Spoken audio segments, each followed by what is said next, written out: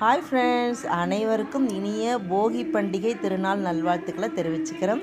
அதோட இனிய தை பொங்கல் திருநாள் நல்வாழ்த்துக்களையும் சேர்த்து நான் உங்களுக்கு தெரிவிச்சுக்கிறேன். நீங்கள் எப்படி போகி பண்டிகையை கொண்டாடினீங்க அப்படின்னு ஷேர் பண்ணுங்கள்.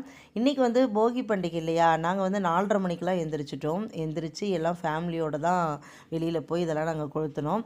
என்னென்னலாம் நம்ம போட்டு கொளுத்தலாம் அப்படின்னு பார்த்திங்கன்னா, பழைய பாய், அதோட நம்ம யூஸ் பண்ண பழைய ட்ரெஸ்ஸுங்க, இதெல்லாம் நம்ம கொளுத்தலாம். இந்த பிளாஸ்டிக்ஸு, இந்த டயரு, இந்த மாதிரி விஷயங்கள்லாம் கொளுத்தாதீங்க. ஏன்னா அது நமக்கு நல்லது கிடையாது. சுற்றுச்சூழல் வீணாப்படும் இல்லையா.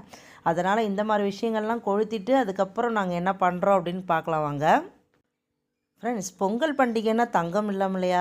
நம்ம கண்டிப்பாக பொங்கல், தீபாவளி அப்படின்னாலே ஏதாச்சும் ஒரு கோல்டோ இல்லை வெள்ளியோ ஏதோ ஒன்று வாங்கிடுவோம் இல்லையா. நம்ம ஓம் வள்ளி விலாஸ் ஜுவல்லரி தான் போயிருந்தோம். அங்கே பார்த்திங்கன்னா, இது நேற்று வீடியோ, நேற்று தான் அங்கே போயிருந்தோம். இது வெள்ளியில் உள்ள ஜுவல்லரி செக்ஷன்ஸு, வெள்ளியிலே செஞ்ச நெக்லஸ்ஸு, அட்டிகை, ஆரம், இந்த மாதிரி விஷயங்கள்லாம் இது சூப்பராக பார்த்திங்கன்னா ட்ரெடிஷ்னலாக செஞ்சு வச்சுருந்தாங்க. ரொம்பவே நல்ல நல்ல டிசைன்ஸ் இருந்தது. இந்த மாதிரி கோல்டு வாங்க முடியாதவங்க இந்த மாதிரி வாங்கி நம்ம வியர் பண்ணிக்கலாம். அதோடு பார்த்திங்கன்னா, வெள்ளியில் தட்டு, டம்ளரு, குங்கும சிமிழ், குத்து விளக்கு, இது எல்லாமே இருந்தது. தட்டெல்லாம் நல்ல வெயிட்டாக 100 கிராம், 150 கிராம், 280 கிராம் அந்த மாதிரி ரேஞ்சிலேயே இருந்துச்சு.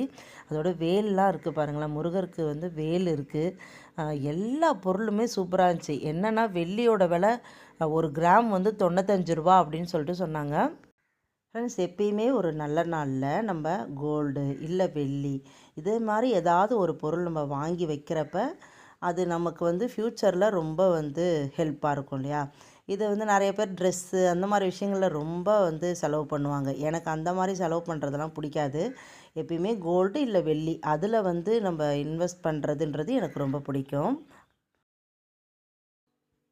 ஃப்ரெண்ட்ஸ், அதோடு பார்த்திங்கன்னா, இன்றைக்கி போகி பண்டிகை அன்றைக்கி நம்ம வீட்டு வாசலில் இந்த கோலம் தான் போட்டிருக்கோம்.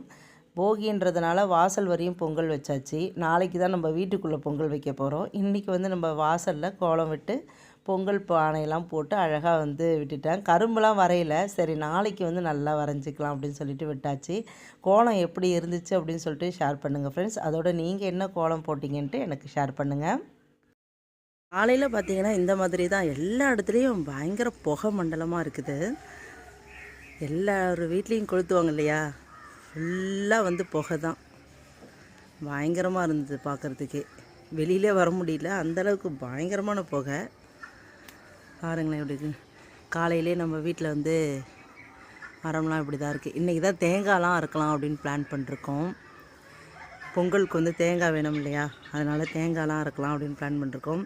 கொய்யா செடி பார்த்திங்கன்னா நல்லாவே நல்லா மேலே போயிடுச்சு பாருங்களேன், சூப்பராக மேலே போயிடுச்சு.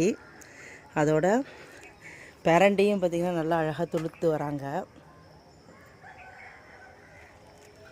இங்கே ஒரு பப்பளி மரம் நல்லா உயரமாக இருந்துச்சுல்ல ஃப்ரெண்ட்ஸ், கடைசியில் பார்த்திங்கன்னா அது ஆண் மரமாகிடுச்சு, அதனால் அதை எடுத்தாச்சு. இது என்ன மரம்னு தெரியல, பார்ப்போம்.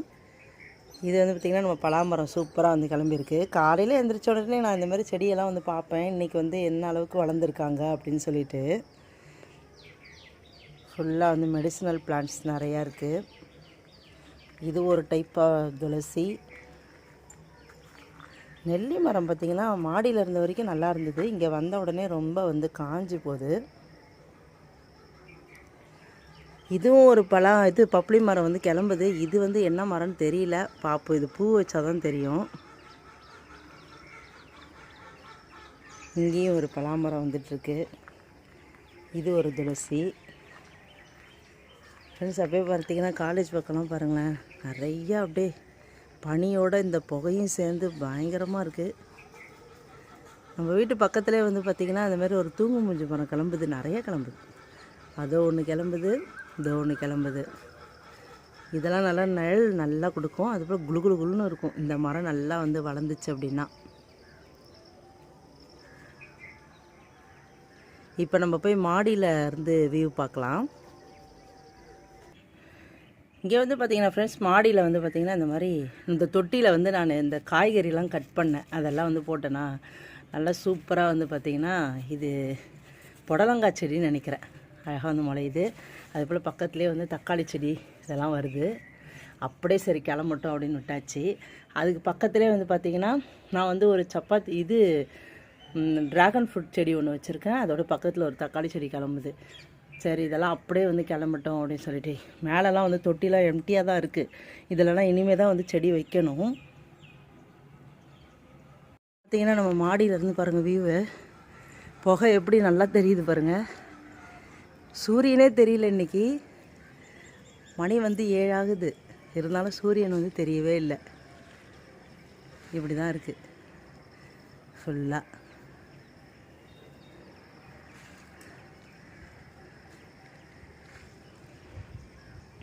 தேங்காய் பார்த்திங்கன்னா மரத்தில் இருக்குது பாருங்கள்.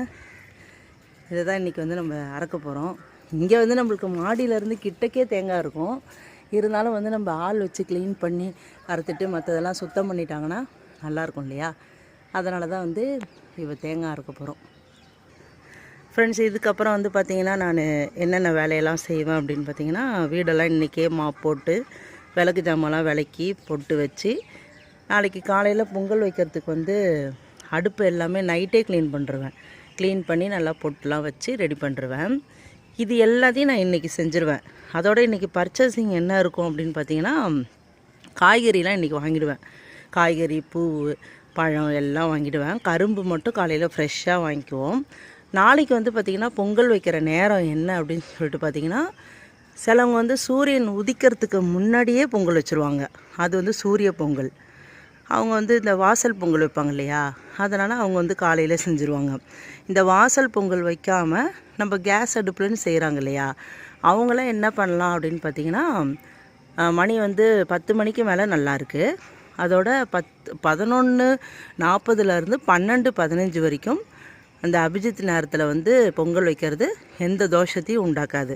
அதனால் நிதானமாக வேலையை பார்த்துட்டு நம்ம காலையில் எழுந்திரிச்சு சாம்பார் மற்ற எல்லாத்தையும் நம்ம ரெடி பண்ணி வச்சுட்டு பொங்கல் பானை வைக்கிறதுக்கு மட்டும் அந்த நேரத்தை வச்சு நம்ம பொங்கலை பொங்கி எடுத்துக்கலாம். அதுக்கப்புறம் பூஜை பண்ணுறது ரொம்ப சிறப்பாக இருக்கும். நான் வந்து அந்த டைம் தான் வந்து சூஸ் பண்ணியிருக்கேன். நாளைக்கு மோஸ்ட்லி வந்து பார்த்திங்கன்னா லைவ் வரலாம் அப்படின்னு சொல்லிட்டு பிளான் பண்ணியிருக்கேன். அதுக்கான இதை வந்து நான் இன்றைக்கி ஈவினிங்கே நான் வந்து உங்களுக்கு நான் தெரிவிச்சிட்றேன், எந்த டைமில் நம்ம லைவ் வரோம் அப்படின்னு சொல்லிட்டு. இப்போ வந்து பார்த்திங்கன்னா இந்த வேலையெல்லாம் நான் போய் செய்ய போகிறேன். இதெல்லாம் செஞ்சுட்டு கடைக்கு போய் எல்லாம் வாங்கிட்டு வந்துட்டு அதுக்கப்புறம் சமையல் பார்க்கணும். இது எல்லாம் செய்கிறதுக்கு எனக்கு இன்றைக்கி டைம் சரியாக இருக்கும். ஃப்ரெண்ட்ஸ், நீங்களும் வந்து இந்த பொங்கல் பண்டிகையில் சந்தோஷமாக ஆரோக்கியமாக எல்லா வித வளங்களையும் பெற்று சிறப்பாக வாழணும் அப்படின்னு சொல்லிட்டு நான் ஆண்டவனை வேண்டிக்கிறேன். வீட்டில் வந்து சந்தோஷமாக எந்த ஒரு பண்டிகையும் சந்தோஷமாக கொண்டாடுங்க. குறிப்பாக இந்த போகி பண்டிகை நம்மளுக்கு என்னத்தை உணர்த்துது அப்படின்னா, கொளுத்துறது மட்டும் உணர்த்துறது இல்லை, நிறைய நம்ம மனசுக்குள்ளே வந்து சஞ்சலங்கள், நம்ம மனசுக்குள்ளே கோபதாபங்கள் எல்லாமே இருக்கும். எல்லாத்தையுமே இதோடு சேர்த்து கொளுத்தி விட்டுறணும். இன்னொன்று என்ன அப்படின்னு பார்த்திங்கன்னா, இப்போ நம்மளுக்கு வந்து ஒருத்தவங்களை பிடிக்கலை அப்படின்னா கண்டிப்பாக வந்து அவங்கக்கிட்ட இருந்து நம்ம பேசாமல் அவாய்ட் ஆகிடலாம். அதுதான் வந்து ரொம்ப சிறப்பாக இருக்கும். நம்ம வந்து மீண்டும் மீண்டும் வந்து ஒருத்தவங்களோட கேரக்டர் வந்து நம்மளுக்கு தெரிஞ்சிட்ட பிறகு அவங்கக்கிட்ட திருப்பி நம்ம போய் பேசி நம்ம இது பண்ணிகிட்டு இருக்கப்ப நம்மளோட தரத்தை வந்து நம்ம இழந்துருவோம். அதனால் நம்ம வந்து கூடுமான வரைக்கும் அந்த மாதிரி உள்ள நபர்கள்கிட்ட நம்ம எட்ட இருந்துடணும். சரிங்களா? இது இந்த பொங்கல் பண்டிகையில் நீங்கள் மனசில் வச்சுக்கோங்க. நம்மளை வந்து அதாவது நம்மளோட வாழ்க்கையில் வந்து நம்ம நல்ல விஷயங்கள்லாம் செய்யக்கூடாது, நம்ம அழிஞ்சிடணும் அப்படின்னு நினைக்கிறவங்கக்கிட்ட இருந்து நீங்கள் வந்து எட்ட போயிடுங்க. அந்த மாதிரி போயிட்டீங்க அப்படின்னா நம்ம குடும்பம் ஹாப்பியாக இருக்கும். நம்மளோட சந்தோஷங்களுக்கு யாரும் இடைஞ்சலாக இருக்க மாட்டாங்க. நம்ம நிம்மதியாக இருக்கலாம். நமக்கு வந்து சும்மா டார்ச்சர் கொடுக்குறவங்கள மன்னிச்சு விட மறுபடியும் அதையே செய்கிறப்ப அந்த மாதிரி நபர்களை நம்ம வந்து எட்ட வச்சுறது ரொம்ப நல்லதாக இருக்கும். எனக்கு தெரிஞ்சு இந்த போகி பண்டிகையில் நான் அதை தான் வந்து என் மனசில் ஒரு உறுதிமொழியாகவே ஏற்றுட்டேன். ஏன்னா கெட்ட நபர்களை வந்து நம்ம கிட்ட வச்சுருக்கிறதுன்றது நம்மளுக்கு ஆபத்து. பிடிக்கலையா நம்ம ஒதுங்கிக்கணும். அதோடு அவங்களோட சாப்டர் பக்கமே நம்ம திரும்பக்கூடாது. அவங்களோட டாபிக்ஸையும் நம்ம பேசக்கூடாது. இதுதான் வந்து என்னோடய பாயிண்ட் ஆஃப் வியூவில் நான் இப்படி தான் யோசிப்பேன்.